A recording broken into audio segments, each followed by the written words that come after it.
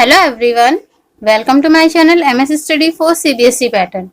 In this video I am going to complete chapter 21 data handling first, that is presentation of data. Means data को किस तरीके से present किया जाता है. तो इंट्रोडक्शन में देखिए यहाँ पे आपको क्या दे रखा है. Consider the following list of marks out of 100 scored by 30 students of class 6 in a test. एक टेस्ट में 100 में से मार्क्स जितने भी 30 स्टूडेंट्स हैं उनके दिए हुए हैं. यहाँ पे बोल रहे हैं we find that each entry in the above list is a numerical fact which is called an observation. ठीक है, ये क्या है? Observations है हमारे लिए. Such a collection of observations gathered initially is called raw data. यानी कि सबसे पहले फर्स्ट टाइम जो भी हम इंफॉर्मेशन कलेक्ट करते हैं उस इंफॉर्मेशन को हम क्या कहते हैं? रो डेटा कहते हैं. और रो डेटा इसलिए कहते हैं उसे क्योंकि वो हम फर्स्ट टाइम यूज करने वाले हैं. ठीक है, अब नेक्स्ट ये जो रो डेटा हमने लिया है उसको प्रेजेंट कैसे करना है. Means presentation of data. After collection of data the investigator has to find way to condense them in tabular form in order to study their salient features. Such an arrangement is called presentation of data. ठीक है, यानी कि वो तरीका, that way in which we are going to present our information, our data is called presentation of data. Okay, now the raw data can be arranged in any one of the following ways. यानी कि उस data को present करने के जो आपके तरीके हैं, जो मेथड्स हैं, जो वेज हैं, वो क्या हैं? सीरियल ऑर्डर और अल्फाबेटिकल ऑर्डर. मीन्स अल्फाबेटिकली, ठीक है, ascending order and descending order. ठीक है, the raw data when put in ascending or descending order of magnitude is called an array. यानी कि किसी भी डेटा को हम ascending या descending order में अगर put करते हैं तो उस मेथड को हम क्या कहते हैं? array. ठीक है, now see the example. Let the marks obtained by 30 students of class 8 in a class test out of 50 marks according to their roll numbers be. Roll number के अकॉर्डिंग है ये मार्क्स. ठीक है, 1 2 3 4 5 6 इस तरीके से दे रखा है. The data in this form are called raw data और अनग्रुप्ड डेटा, क्योंकि अभी हमने इस डेटा को टच नहीं किया है यूज करने के लिए. ठीक है, the above raw data can be arranged in serial order as follows. ठीक है, ये आपको फर्स्ट मेथड जो है सीरियल ऑर्डर वाला वो दे रखा है. तो इसे रोल नंबर के अकॉर्डिंग यूज करना है. रोल नंबर 1 से लेके 10 तक.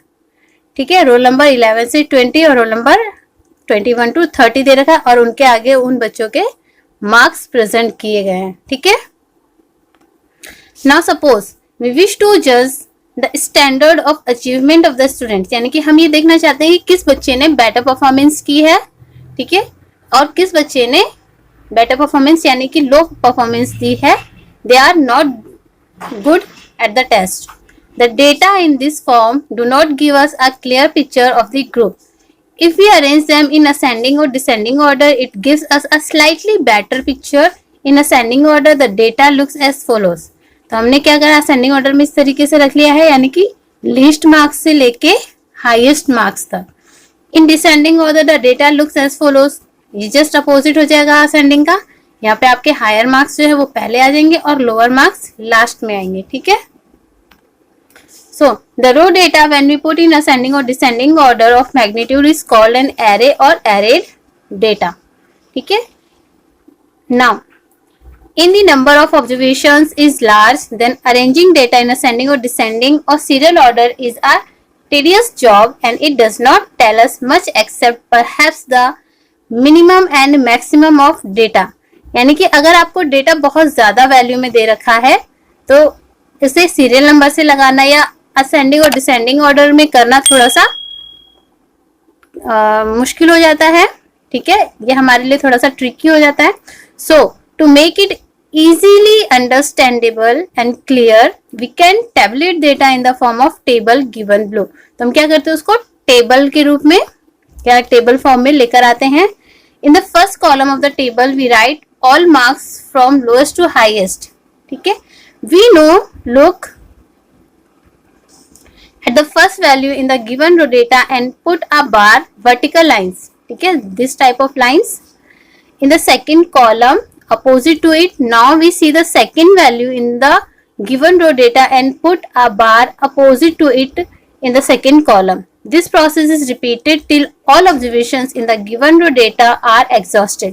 यानी कि ये प्रोसेस हमें तब तक करनी है जब तक कि हमारे ये जो गिवन मार्क्स हैं ये सारे के सारे कंप्लीट ना हो जाएं. The bars drawn in the second column are known as tally marks. ठीक है, ये जो बार्स हमने यहाँ ड्रॉ की इन्हें हम क्या कहते हैं? टैली मार्क कहते हैं. And to facilitate we record tally marks in bunches of 5. ठीक है, ये हमेशा क्या होता है? 5 के बंचेस में ही रिकॉर्ड किए जाते हैं. The fifth tally mark is drawn diagonally across the first 4. यानी कि फर्स्ट 4 लाइंस जो है इस तरीके से हम ड्रॉ करते हैं और जो हमारी 5th लाइन होती है उसे हम डायगनली इस तरीके से रिप्रेजेंट करते हैं, जैसा कि आपको यहाँ पे दिखाया गया है. ठीक है, we finally count the number of tally marks corresponding to each observation and write in the third column. तो हमें यहाँ पे जितने भी ये वर्टिकली लाइन दे रखी हैं इनको हम काउंट करके लास्ट कॉलम में राइट करते हैं. ठीक है, जैसे कि यहाँ पे आपको दिया हुआ है, देखिए जैसे कि 1 मार्क्स जो है वो 2 स्टूडेंट्स के आ रखे हैं, तो हमने यहाँ पे क्या करा है? 2 वर्टिकल लाइंस ड्रॉ की हैं और वहां पर हमने नंबर ऑफ स्टूडेंट्स राइट किए. ठीक है, सो इसी तरीके से ये पूरा टेबल हमारा बना है. This way of presentation of data is known as frequency distribution. ठीक है, ये जो टेबल फॉर्म है इसे हम क्या बोलते हैं? Frequency distribution table. Marks are called variates and the number of students who have secured a particular number of marks is called frequency of the variate. The number of times an observation occur in the given data is called the frequency of the observation. यानी कि जितने भी marks suppose कीजिए 5 है, 5 marks जितने भी बच्चों के आए हैं 3 के या 4 के, तो वो क्या कहलाएगा? उसका frequency of the observation. Now see the frequency distribution. Frequency table or frequency distribution is a method to represent raw data in the form from which one can easily understand the information contained in the raw data. यानी कि ये जो table form है इससे किसी भी data को समझना इजी हो जाता है. The construction of a frequency distribution from the given raw data is done by the use of the method of tally mark. In the first column of the frequency table, we write all possible values of the variable from the lowest to the highest. ठीक है, जैसे हमने marks दे रखे थे पहले 1, 5, 8, 10 इस तरीके से. ठीक है, now we look at the first value in the given row data and put a bar vertical line in the second column opposite to it. Now we see the second value in the given row data and put a bar opposite to it in the second column. This process is repeated till all observations in the given row data are exhausted. Okay, so to facilitate counting blocks of 5, this type of blocks, ठीक है, are prepared and some space is left in between each block. ठीक है, हर एक block के बीच में एक space रखा जाता है ताकि हम उनको इजीली काउंट कर सकें. We finally count the number of bars corresponding to each value of the variable and place it in third column of frequency. The process will be clear from the following example of number of children in 20 families. ठीक है, यहाँ पे आपको 20 families में number of children दे रखे हैं. So यहाँ पे 1, 2, 3, 4 and 5. ठीक है, 5 तक वैल्यूज दे रखी, तो हम क्या करेंगे? नंबर ऑफ चिल्ड्रन में 1, 2, 3, 4, 5 राइट कर लेंगे. नाउ 1 कितने टाइम्स रिपीट हुआ, यानी कि ये हमें कितने टाइम्स इसकी फ्रीक्वेंसी आई है. तो 1 जो है देखिए 1, 2, 3, 4 एंड 5 टाइम्स आया, तो हमने 5 टैली मार्क्स यहाँ लिखे और उसकी फ्रीक्वेंसी हमने यहाँ पर राइट की. उसी तरीके से 2 चिल्ड्रन कितने फैमिलीज में है? 1, 2, 3, 4, 5 एंड 6. तो यहाँ पे हमने क्या किया है? 6 टैली मार्क्स बनाए हैं और यहाँ पे उसकी फ्रीक्वेंसी लिख दी है 6. इसी तरीके से 3, 4 और 5 के लिए भी हमने यहाँ पे राइट कर दिया है. अब हमारा ये टैली वाला जो क्वेश्चन है ये बिल्कुल सही हुआ है, हमारा फ्रीक्वेंसी डिस्ट्रीब्यूशन टेबल सही बना है या नहीं बना, उसके लिए हम क्या करते हैं? ये जो हमारा फ्रीक्वेंसी है ये कितना आना चाहिए? टोटल 20, बिकॉज 20 फैमिलीज के चिल्ड्रंस के बारे में यहाँ पे बात हो रही है. तो इसको हम काउंट करके देखते हैं. 5 और 6 11, 11 और 4 15, 15 3 18 और 2 20. ठीक है, तो ये जो हमारा यहाँ वाला डेटा और यहाँ वाला डेटा है जो मैच करना चाहिए. अगर ये मैच नहीं करेगा तो हमने यहाँ पर टैली बार्स बनाने में कुछ ना कुछ मिस्टेक की होगी जरूर. ठीक है, तो ये ऐसे क्वेश्चंस होते हैं जिनमें आप खुद ही पता लगा सकते हैं कि आपका आंसर बिल्कुल करेक्ट है, और अगर करेक्ट नहीं है तो आप उसे करेक्ट कर सकते हैं कहीं ना कहीं इन्हीं में मिस्टेक हुई होगी, तो आप उसको दोबारा से काउंट कर लीजिए और अपने आंसर को बिल्कुल करेक्ट करके पूरे मार्क्स गेन कीजिए। ठीक है। Now construction of a frequency distribution, construction कैसे करते हैं उसके लिए कुछ आपको यहाँ पे इजी स्टेप्स दिए गए हैं। To prepare a frequency distribution from the given raw data we may use the following steps. ठीक है, सबसे पहले क्या है, आपको फर्स्ट स्टेप में obtain the given raw data, सबसे पहले आपको क्या करना है, जो डेटा आपको दिया हुआ है रो डेटा उसे लेना है। नेक्स्ट है prepare a table with 3 columns, first for variable under study such as marks, weight, height, etc. Second for tally marks and third for the total representing corresponding frequency to each value of size of the variable.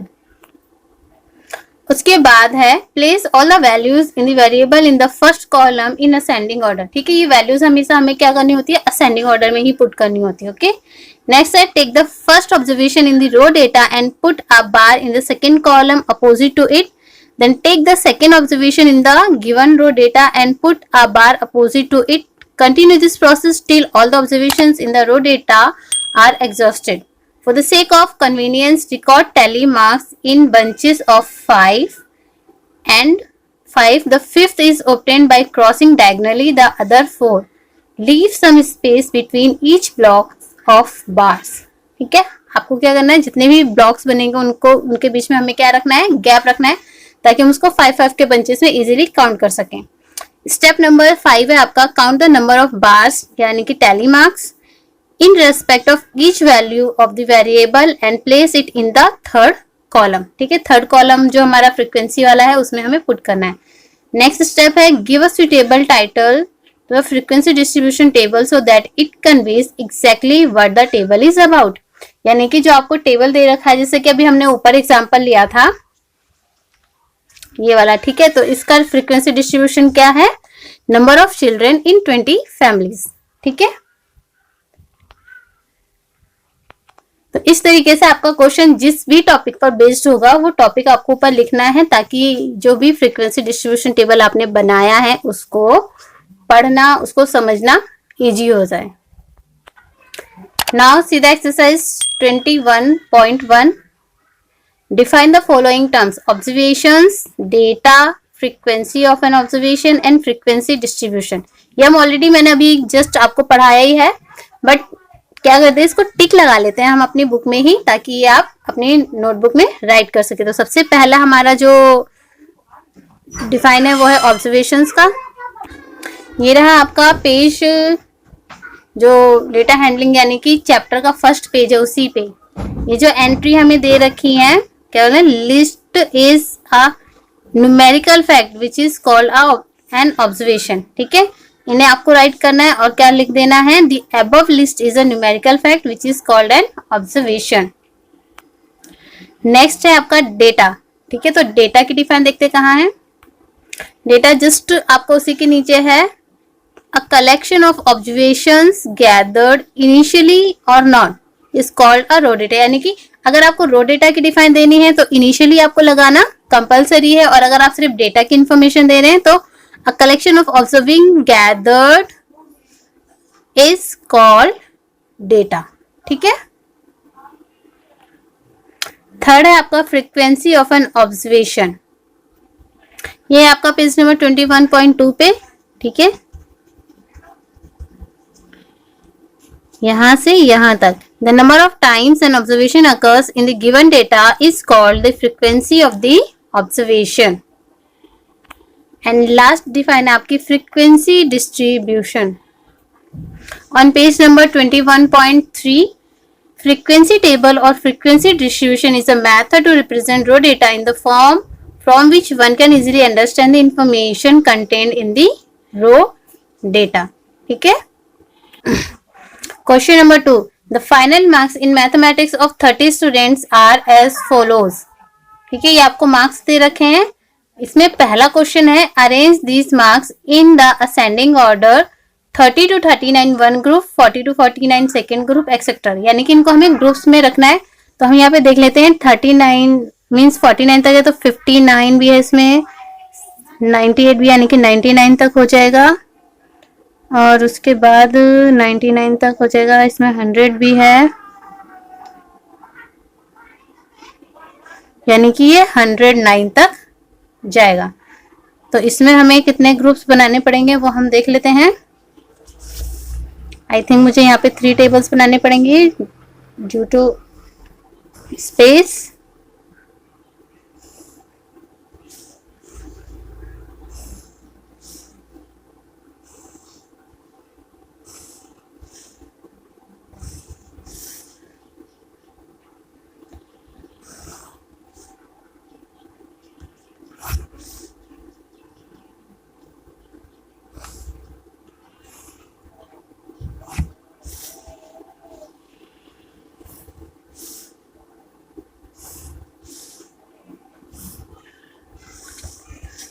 ठीक है, तो पहला जो हमारा group है वो है 30 to 39, दूसरा हो जाएगा आपका 40 to 49, तीसरा हो जाएगा आपका 50 to 59, उसके बाद हो जाएगा 60 to 69, 70 to 79, 80 to 89, 90 to 99 and 100 to 109। ठीक है, इस थर्ड कॉलम की हमें जरूरत नहीं है। तो 30 to 39 में देखिए कितने आ रहे हैं। सबसे पहले हम देखते हैं जो 53 है, 53 आ रहा है आपके इस कॉलम में, तो यहाँ पे लिख दीजिए इसे। 61 इस कॉलम में, 48 आ रहा है आपका इस वाले कॉलम में, 78 आ रहा है आपका इस वाले कॉलम में, 68 आ रहा है आपका यहाँ, 55 है आपका इस कॉलम में, 100 आ रहा है आपके इस कॉलम में, 67 आ रहा है आपका इस कॉलम में, 90 आ रहा है आपका इस कॉलम में, 60 आ रहा है आपका यहाँ, उसके बाद 75 आ रहा है आपका यहाँ, उसके बाद 88 आ रहा है आपका इस वाले कॉलम में, फिर 77 आपका यहाँ आ जाएगा, उसके बाद 37 आ जाएगा आपका इस कॉलम में, 84 आ जाएगा आपका यहाँ, 58 आ जाएगा आपका इस कॉलम में, 60 आ जाएगा आपका अगेन यहाँ, 48 आ जाएगा आपका अगेन इस कॉलम में, 62 आ जाएगा आपका इस कॉलम में, 56 आ जाएगा आपका इस कॉलम में, 44 आ जाएगा आपका इस कॉलम में, 58 आ जाएगा आपका इस कॉलम में, 52 भी आपका यहीं आएगा, स्पेस थोड़ा सा कम पड़ गया है, 64 आपका इस कॉलम में आएगा, 98 आ जाएगा आपका यहाँ, 59 आ जाएगा आपका यहाँ, 70 आ जाएगा आपका इस कॉलम में, 39 आ जाएगा आपका इस कॉलम में, 50 आ जाएगा आपका यहाँ, और 60 आ जाएगा आपका इस कॉलम में। ठीक है, बट ये तो मैंने आपको अभी सिर्फ यहाँ से देख के फिल करवा दिया है, अभी इनको मैंने असेंडिंग ऑर्डर्स में नहीं लगाया है। ठीक है, तो असेंडिंग ऑर्डर में लगाने के लिए आपको यहाँ पे क्या करना पड़ेगा, देखिए ये वाला तो बिल्कुल करेक्ट हो गया है, इस वाले में आपको क्या करना पड़ेगा, पहले आपको यहाँ पे 44 राइट करना पड़ेगा, तो मैं इसको यहीं पे करेक्ट कर देती हूँ, इसे 44 और इसे 48 बना देती हूँ। उसके बाद 50 to 59 वाले में सबसे छोटा है आपका 50, तो 50 पहले आना चाहिए, उसके बाद 52, देन 53। ठीक है, तो मैं इसको इरेज करके आपको साफ साफ लिख के दिखाती हूँ। ठीक है, देखिए मैंने अच्छे से फेयर करके लिख दिया है। ठीक है, अब आ जाइए सेकंड पार्ट पे इसके, what is the highest score. तो हाईएस्ट स्कोर यहाँ पे अब हमें साफ देखने से पता चल रहा है क्या है, 100 है। ठीक है, what is the lowest score, lowest score है आपका 37। इसके बाद है what is the range, range कैसे निकालते हैं, highest marks minus lowest marks equals to क्या हो जाएगा आपका रेंज। तो ये हो जाएगा आपका 100 minus 37 equals to 63। Now fifth, if 40 is the pass marks how many have failed. अगर 40 पासिंग मार्क्स है तो 30 से लेके 39 तक कितने बच्चे थे? 2। तो यहाँ पे क्या आ जाएगा आपका? 2 स्टूडेंट्स। ठीक है। नेक्स्ट है हाउ मेनी हैव स्कोर्ड 75 और मोर। तो 75 या उससे ज्यादा कितने बच्चों ने स्कोर किया है, उसके लिए हम डेटा देख लेते हैं अपना। 75 और मोर, तो 1 2 3 4 5 6 7 8। ठीक है, 8 स्टूडेंट्स। तो यहाँ पे हमारा आंसर आ जाएगा 8 स्टूडेंट्स। नेक्स्ट है which observation between 50 and 60 have not actually appeared. 50 और 60 के बीच में कौन सी ऑब्जर्वेशन है जो नहीं आई है? 50 और 60 के बीच में कौन सा नहीं आया है? देखिए यहाँ पे 51, 52 आया है, 53 आया, 54 नहीं आया है, 55, 56, 57 नहीं आया है। ठीक है, तो यहाँ पे कौन कौन से हो गए आपके? 51, 54 और 57। 51, 54 एंड 57। ठीक है। नेक्स्ट में है how many have scored less than 50। 50 से कम कितने बच्चों ने स्कोर किया है?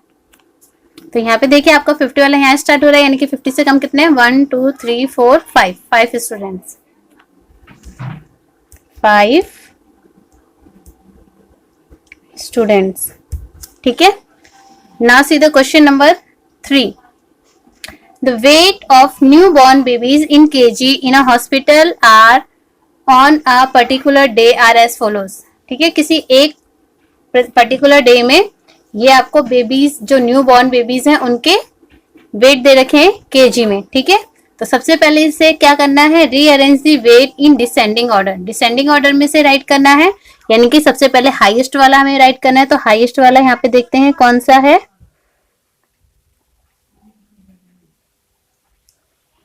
3.1,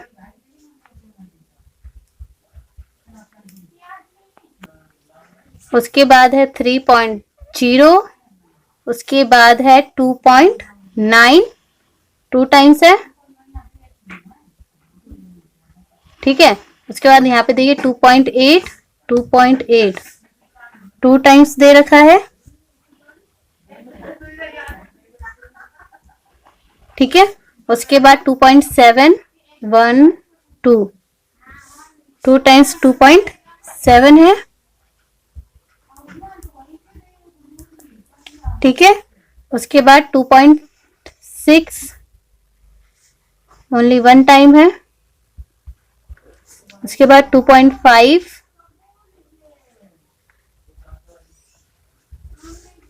2.4,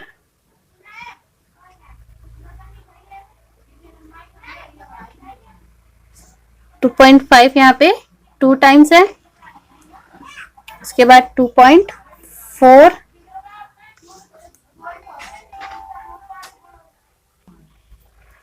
2.3 एक बार है। उसके बाद 2.2 1 टाइम।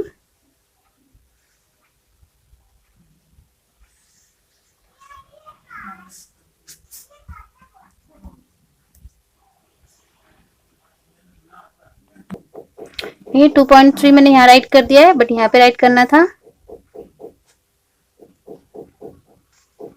ठीक है, 2.2 हो गया। अब 2.1। अब देख लेते हैं ये वाले नंबर्स और ये वाले नंबर्स इक्वल हैं या नहीं। 1 2 3 4 5 6 7 8 9 10 11 12 13 14 15। 1 2 3 4 5 6 7 8 9 10 11 12 13 14 15 कंप्लीट हो गए, यानी कि मैंने एक भी नंबर यहाँ पे नहीं लेफ्ट किया है। Next, determine the highest weight. Highest weight आपका 3.1 kg हो गया।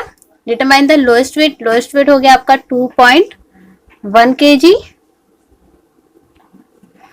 Now determine the range. तो रेंज इक्वल्स टू क्या हो जाएगा आपका?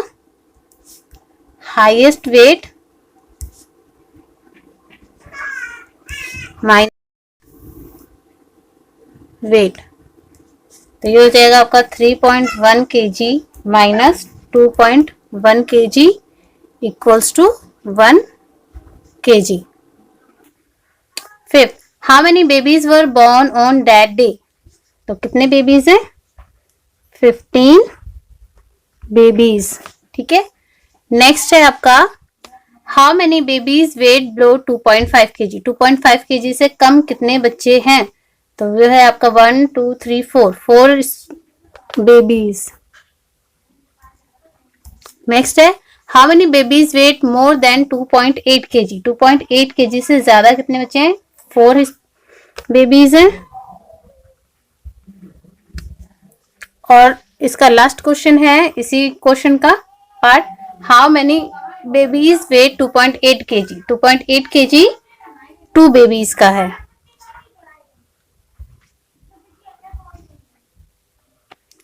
Question number 4, following data gives the number of children in 40 families. 40 families में नंबर ऑफ चिल्ड्रेन दे रखे हैं यहाँ पे. ठीक है. और इसे फ्रीक्वेंसी डिस्ट्रीब्यूशन. ठीक है. तो फ्रीक्वेंसी डिस्ट्रीब्यूशन बताना है यहाँ पे number of children in 40 families.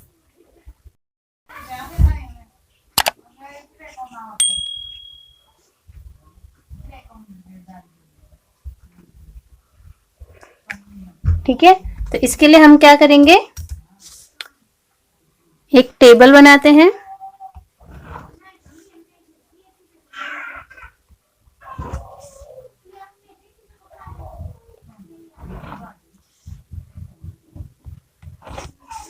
Three columns बनेंगे इसमें.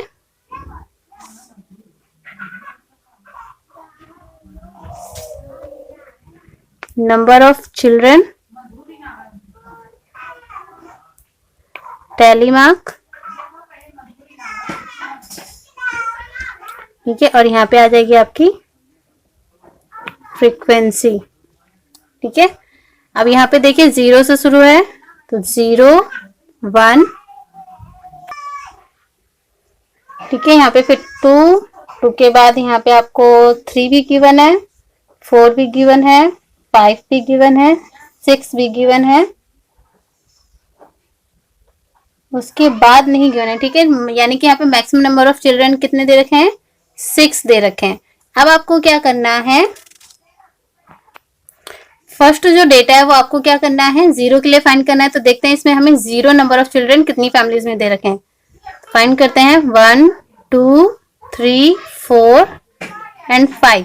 तो ये आपको क्या करना है 1 2 3 4 एंड 5. ठीक है. इस तरीके से आपको यहाँ पे टैली मार्क रिप्रेजेंट करना है और यहाँ पे आपको फ्रीक्वेंसी लिख देनी है 5. ठीक है. उसके बाद 1 कितने चिल्ड्रन है, कितनी फैमिलीज में? 1 2 3 4 5 6 7. यहाँ पे 1 2 3 4 5 6 7 और यहाँ पे आपको 7 राइट कर देना है. इसी वे में आपको फाइंड कर लेना है कि 2 चिल्ड्रन कितनी फैमिलीज में है. तो देखिए यहाँ पे 2 नंबर ऑफ फैमिलीज कितने, 2 नंबर ऑफ चिल्ड्रन कितनी फैमिलीज में है? 11 फैमिलीज में. 3 नंबर ऑफ चिल्ड्रन है आपके 5 फैमिलीज में. 4 नंबर ऑफ चिल्ड्रन है आपके 6 फैमिलीज में. 5 नंबर चिल्ड्रन है आपके 3 फैमिलीज में और 6 नंबर ऑफ चिल्ड्रन है आपकी 3 फैमिलीज में. ठीक है. इनको आपको टोटल जरूर करना है क्योंकि टोटल करने से आपको पता चल जाता है कि आपका जो टैली मार्क डिस्ट्रीब्यूशन वाला जो आपने टेबल बनाया है वो बिल्कुल करेक्ट है या नहीं है. ठीक है. Question 5, prepare a frequency table of the following scores obtained by 50 students in a test. ठीक है. 50 स्टूडेंट्स को एक टेस्ट में कुछ इस तरीके से मार्क्स मिले हुए हैं. ठीक है. इसके लिए हमें क्या बनाना है, फ्रीक्वेंसी डिस्ट्रीब्यूशन टेबल. तो चलिए पहले हम टेबल ड्रॉ कर लेते हैं.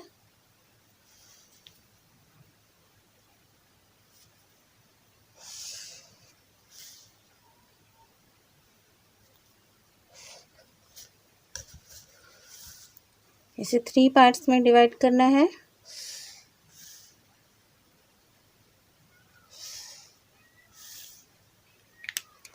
ठीक है.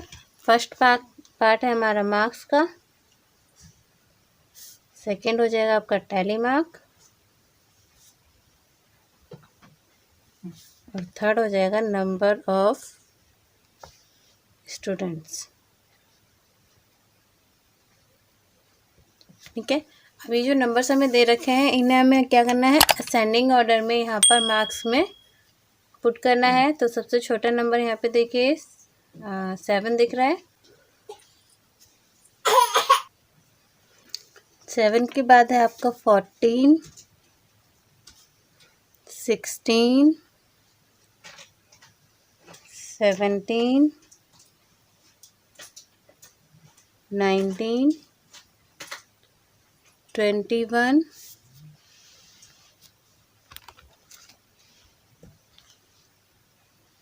22, 27, 29, 31,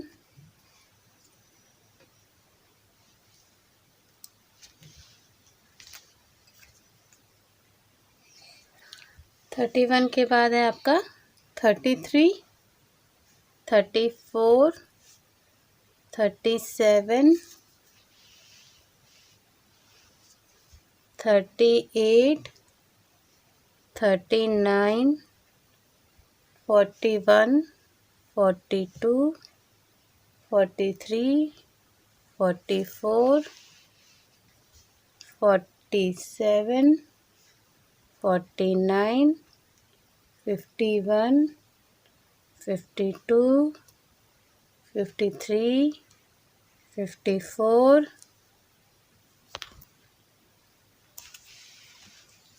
57, 59, 61, 62 एंड 67। ये तो हो गए आपके मार्क्स। ठीक है, अब इन मार्क्स को कितने कितने बच्चों ने गेन किया है उसके लिए हम वापस अपने टेबल पर आते हैं और देखते हैं कि 7 मार्क्स कितने बच्चों ने गेन किए हैं। तो आप अपनी बुक में देखेंगे कि 7 मार्क्स जो है वो 2 बच्चों ने गेन किए। तो यहाँ पे हमें 2 टैली मार्क्स बनाने हैं और यहाँ पे नंबर ऑफ स्टूडेंट्स 2 राइट करने हैं। उसके बाद 14 क्वेश्चन में 1 स्टूडेंट ने, तो यहाँ पे भी हम 1 राइट करेंगे। 16 मार्क्स भी 1 स्टूडेंट ने गेन किए, तो यहाँ पे भी हमें 1 टैली मार्क और 1। 17 जो है वो भी 1 स्टूडेंट ने लिया है, तो टैली मार्क में भी 1 और नंबर ऑफ स्टूडेंट में भी 1। 19 जो है वो 1 स्टूडेंट ने लिए हैं और यहाँ पे भी आपका नंबर ऑफ स्टूडेंट 1। इसी तरीके से हम क्या करेंगे, जितने भी हमारे मार्क्स हैं कितने कितने बच्चों ने गेन किए हैं वो हम यहाँ पर राइट कर लेंगे। ठीक है, तो मैं पहले राइट कर लेती हूँ। ठीक है, यहाँ मैंने देखिए जितने भी नंबर ऑफ स्टूडेंट हैं उनकी टैली मार्क बना लिए। अब हम इनके सामने इनके नंबर ऑफ स्टूडेंट राइट कर देते हैं। 2, 1, 4, 2, 4, 1, 6, 1, 1, 1, 1, 3, 1, 3, 1, 1, 2, 1, 1 एंड 1। इसका टोटल अगर आपका 50 आ जाएगा, क्योंकि 50 स्टूडेंट्स के लिए टैली मार्क बनाया गया है। अगर इसका टोटल 50 आ जाएगा तो आपका आंसर बिल्कुल करेक्ट है। ठीक है,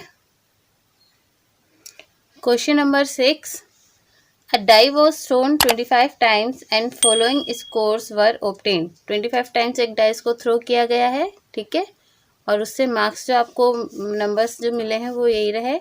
prepare a frequency table of this course. तो इसके लिए हमें क्या करना है, फ्रीक्वेंसी टेबल बनाना है। तो हम पहले यहाँ पे टेबल ड्रॉ कर लेते हैं।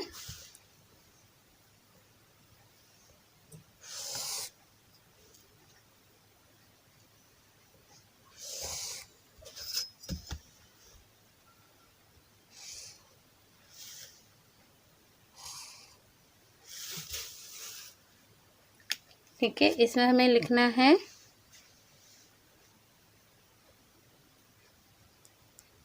नंबर्स, कौन कौन से नंबर्स आए हैं। ठीक है, यहाँ पे टैली मार्क और यहाँ पर फ्रीक्वेंसी। ठीक है,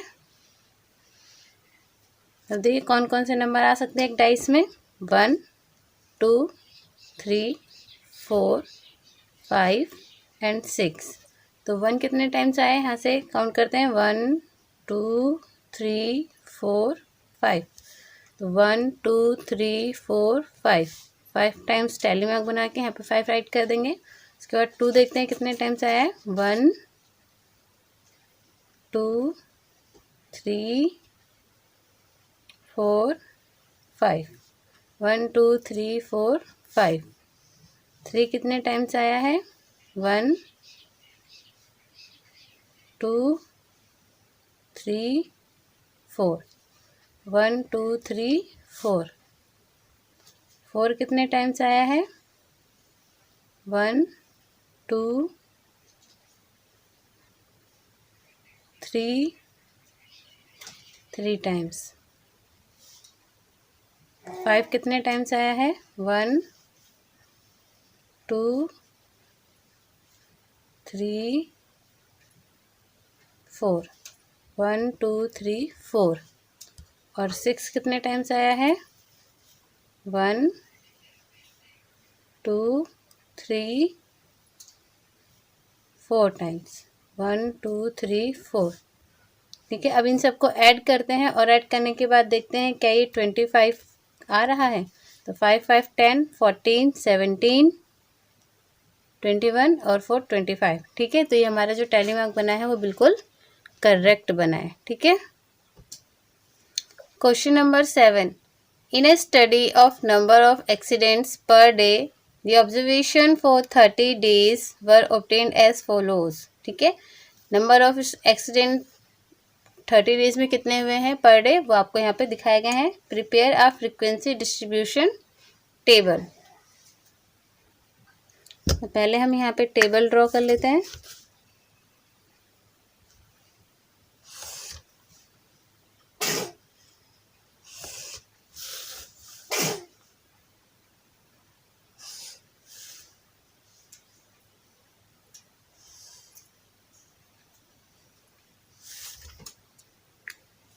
ठीक है, यहाँ पे आ जाएंगे हमारे नंबर ऑफ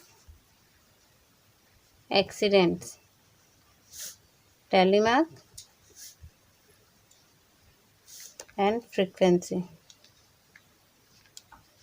ठीक है, तो जो हमारे नंबर ऑफ एक्सीडेंट्स हैं वो 0 से स्टार्ट हैं, 0 1 2 3 4 5 एंड 6।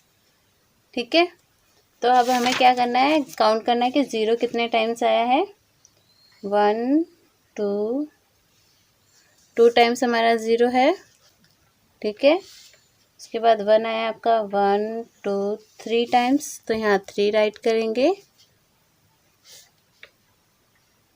2 आया है आपका 1 2 3 4 5 6 टाइम्स, 1 2 3 4 5 एंड 6।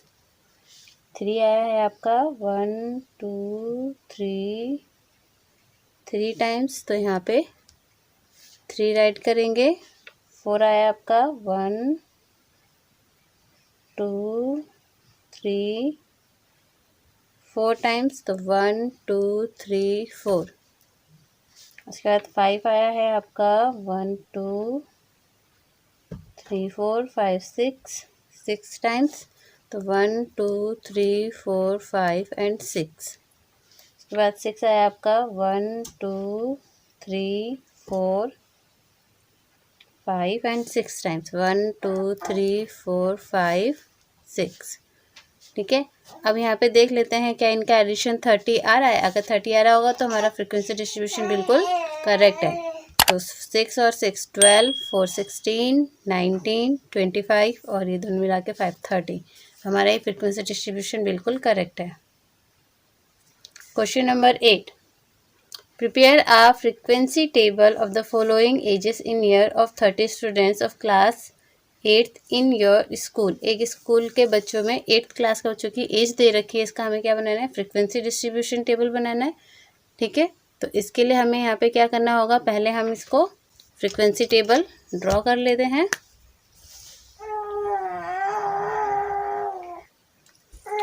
एज आपको दे रखी है 12 13 14 15 16 एंड 17। ठीक है, अब देखते हैं 12 एज कितने बच्चों की है। 1 2 3 4, ठीक है। तो 1 2 3 4 और यहाँ पे हम नंबर ऑफ स्टूडेंट्स 4 राइट कर देंगे। उसके बाद 13 देखेंगे तो 1 2 3 4 5 6 7 8 9 10 11 12। तो 1 2 3 4 5 6 7 8 9 10 11 12, ठीक है। इसी तरीके से 14 के लिए 1 2 3 4 5 6 7 8 9। 1 2 3 4 5 6 7 8 9। 15 एज कितने बच्चों की है? 1 2 2 बच्चों की। 16 1 2। 17 एज कितने स्टूडेंट्स की है? ओनली 1, ठीक है। अब यहाँ पे हम टोटल करके देख लें क्या ये आपके नंबर ऑफ स्टूडेंट 30 आ रहे हैं या नहीं। तो हो जाएगा, देखिए 12 और 4 16 16 और 9 25 और ये दोनों मिला के 5 13, ठीक है। तो ये आपका फ्रीक्वेंसी डिस्ट्रीब्यूशन टेबल बन के रेडी है। Question number 9, following figures relate the weekly wages in rupees of 50 workers in a factory, ठीक है।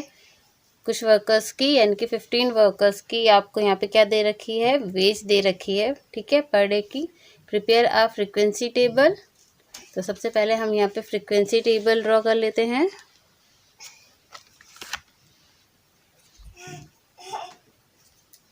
यहाँ आ जाएगी आपकी wages, tally mark and number of workers, ठीक है। तो वेजेस आपको कितने कितने दे रखी है? 150 200 250 300 एंड 350, ठीक है। हम देखते हैं 150 जो वेज है वो कितने वर्कर्स को मिल रही है। 1 2 3 वर्कर्स को, तो 1 2 3 यहाँ पे नंबर ऑफ वर्कर्स 3 राइट कर देंगे। 200 कितने वर्कर्स को मिल रही है? 1 2 3 4 5 वर्कर्स को, तो 1 2 3 4 एंड 5 यहाँ राइट करेंगे। उसके बाद 250 कितने वर्कर्स को मिल रही है? 1 2 3 4 1 2 3 4 वर्कर्स को। 300 1 2 वर्कर्स को मिल रही है 300, ठीक है। उसके बाद 350 कितने वर्कर्स को मिल रही है? 1 ओनली 1 को, ठीक है। अब इसको हम काउंट करके देखते हैं क्या ये पूरा 15 आ रहा है। 8 9 10 11 12 13 14 15, ठीक है। तो ये आपका फ्रीक्वेंसी डिस्ट्रीब्यूशन टेबल बन के रेडी है। उसके बाद अब हमें इन क्वेश्चंस के आंसर देने हैं। What is the range in wages? तो रेंज इक्वल्स टू क्या हो जाएगा? Highest wage minus lowest wages. तो ये है आपका यहाँ पे 350 माइनस 150 इक्वल्स टू 200, ठीक है। नेक्स्ट है how many workers are getting rupees 350। 350 आपको यहाँ पे सिर्फ 1 वर्कर को ही मिल रहा है, ठीक है। थर्ड है how many workers are getting the minimum wages. तो मिनिमम वेजेस आपका 150, तो इतनी मिल रहा है आपको 3 वर्कर्स को, ठीक है। Question 10, construct a frequency distribution table for the following marks obtained by 25 students in a history test in class 6 of a school, ठीक है। हिस्ट्री टेस्ट मतलब हिस्ट्री के सब्जेक्ट में टेस्ट है। तो ये यहाँ पे आपको मार्क्स दे रखे हैं, हमें क्या बनाना है, फ्रीक्वेंसी डिस्ट्रीब्यूशन टेबल। तो यहाँ पे हम राइट करेंगे मार्क्स, यहाँ पे टैली मार्क, यहाँ पे नंबर ऑफ स्टूडेंट्स। तो यहाँ पे पहले हम मार्क्स नोट कर लेते हैं। 9 के बाद है यहाँ पे 12 के बाद है 17, 18, 19, 20,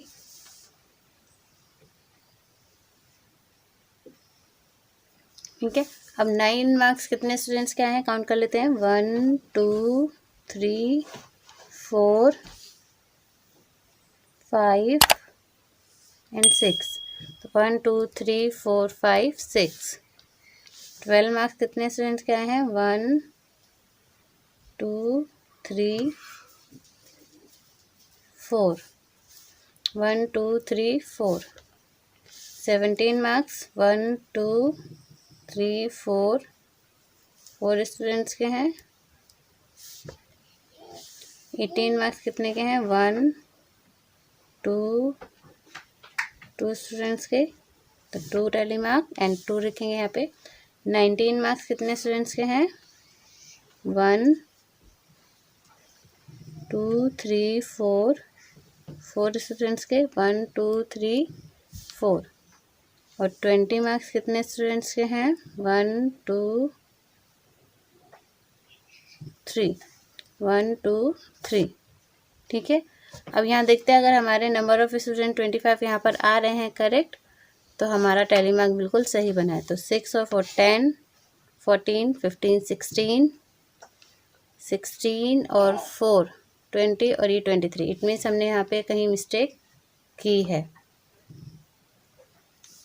25 मार्क्स भी हैं यहाँ पे अभी, तो 25 भी राइट करते हैं। 25 कितने स्टूडेंट्स के आ रहे हैं।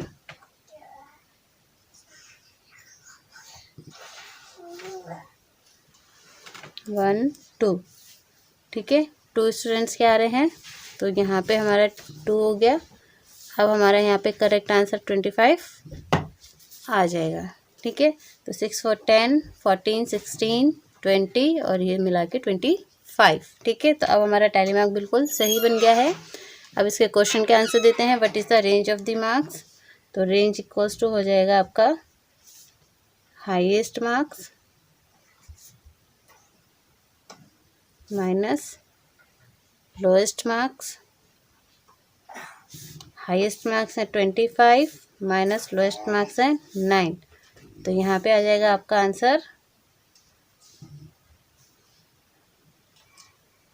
16, ठीक है। नेक्स्ट है what is the highest marks. तो हाईएस्ट मार्क्स हैं आपके 25। उसके बाद है which marks is occurring more frequently. सबसे ज़्यादा बार कौन से आए हैं मार्क्स, तो वो आए हैं आपके 9, ठीक है। Question number 11। In a mathematics test following marks were obtained by 40 students of class 6। Arrange this marks in a table using tally mark, ठीक है। तो टैली मार्क यूज़ करके हमें बनाना है। तो हम यहाँ पे पहले टेबल ड्रॉ कर लेते हैं।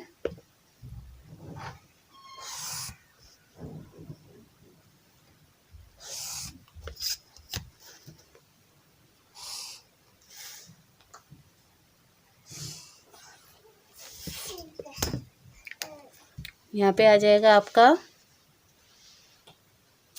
मार्क्स,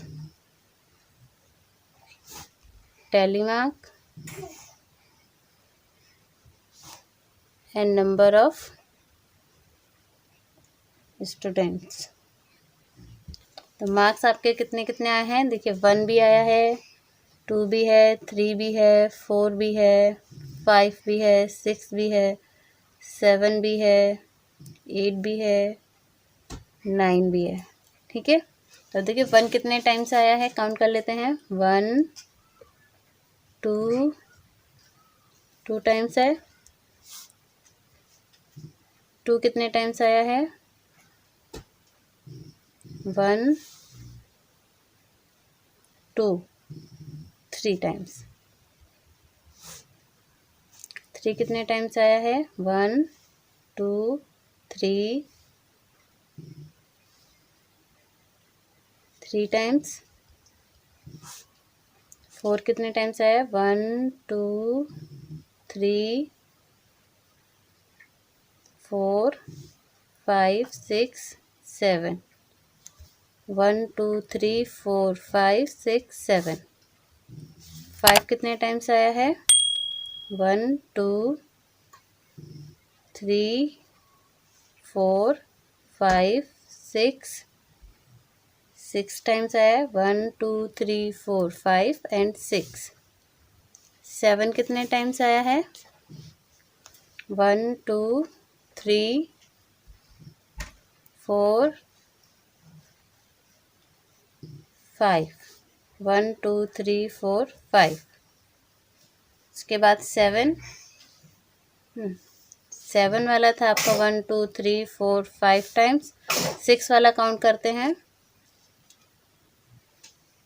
1 2 3 4 5 6 7। 7 टाइम्स है तो यहाँ पे 2 और बढ़ा देते हैं और यहाँ पे राइट कर देते हैं 7। उसके बाद 8 देखिए कितने टाइम्स आया है? 1 2 3। 3 टाइम्स 8 आया है। ठीक है, अब 9 देखते हैं कितने टाइम्स आया है। 1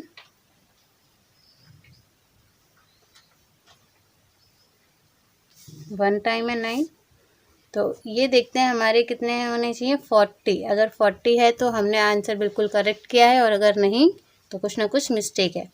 तो ये देखिए 9 और 3 12, 12 और 5 17, 17 और 7 24, 30 40। इसलिए यहाँ पे 1 राइट करना है। ठीक है, तो अब काउंट करते हैं। 4 और 5 9 16 22 29 22 29 30। 8 जो है आपके वो 4 टाइम्स है और 9 जो है वो 2 टाइम्स है। ठीक है, एक बार यहाँ है और एक बार यहाँ, एक बार यहाँ। 3 टाइम्स तो आपका 9 है। ठीक है, अब काउंट करके देखते हैं। 5 और 10 15 21 28 28 33 और ये 7 40। ठीक है, अभी आपका टैली मार्क बिल्कुल करेक्ट हो गया है। ठीक है, उसके बाद आ जाइए इसके आंसर्स देते हैं कुछ क्वेश्चंस के। बोला है find how many students obtain marks equal to और मोर देन 7। ठीक है, तो 7 और उससे ज़्यादा मार्क्स कितने स्टूडेंट लिए हैं? तो 5 4 9 9 और 3 12।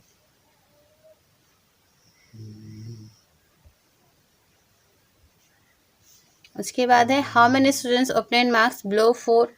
4 से कम मार्क्स कितने बच्चों ने गेन किए हैं? तो 1 2 3 यानी कि 2 3 5 और 3 8। 8 स्टूडेंट्स ने। तो यहाँ पर हम क्या करेंगे? 8 स्टूडेंट्स राइट कर देंगे।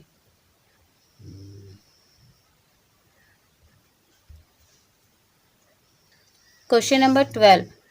Following is the choice of sweets of 30 students of class 6। ठीक है, क्लास 6 के बच्चों को कौन कौन सी स्वीट्स पसंद है ना, वो आपको यहाँ पे दे रखा है। तो आपको क्या करना है यहाँ पे? फर्स्ट है arrange the name of sweets in a table using tally mark और which sweet is preferred by most of the student. तो टैली मार्क हम यहाँ पे पहले बना लेते हैं। यहाँ पे राइट करते हैं sweets tally mark and number of students.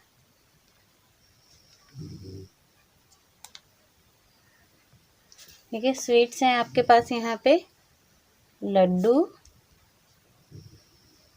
Barfi, jalebi and rasgulla. तो हम देखते हैं यहाँ पे लड्डू कितने बच्चों को पसंद है। ठीक है, तो हम आ जाते हैं यहाँ पर, काउंट करते हैं 1 2 3 4 5 6 7 8 9 10 11 12। ठीक है, तो 1 2 3 4 5 6 7 8 9 10 11 12। बर्फी कितने बच्चों को पसंद है? 1 2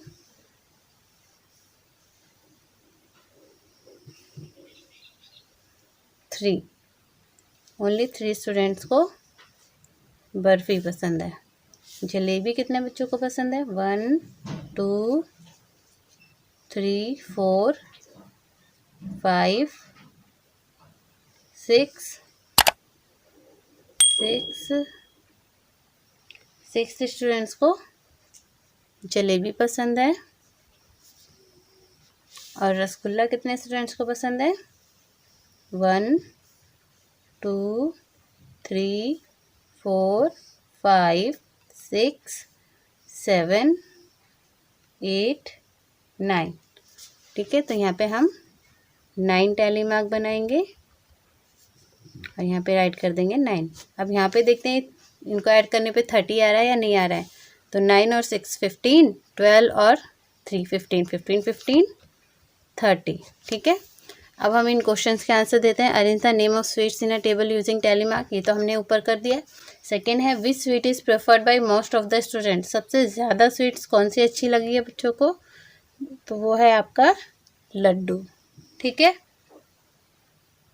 तो यहीं पर आपका ये जो चैप्टर नंबर 21 है, data handling, presentation of data, complete होता है। अगर आपको मेरी ये वीडियो अच्छी लगी हो तो इसे लाइक कीजिए, दोस्तों में शेयर कीजिए और चैनल को सब्सक्राइब करके बेल आइकन भी प्रेस कीजिए, जिससे आपको मेरी आने वाली न्यू वीडियो का नोटिफिकेशन टाइम पर मिल सके। तो जब तक मैं आपके लिए नया वीडियो लेकर आती हूँ, तब तक के लिए tata bye bye, have a nice day and take care.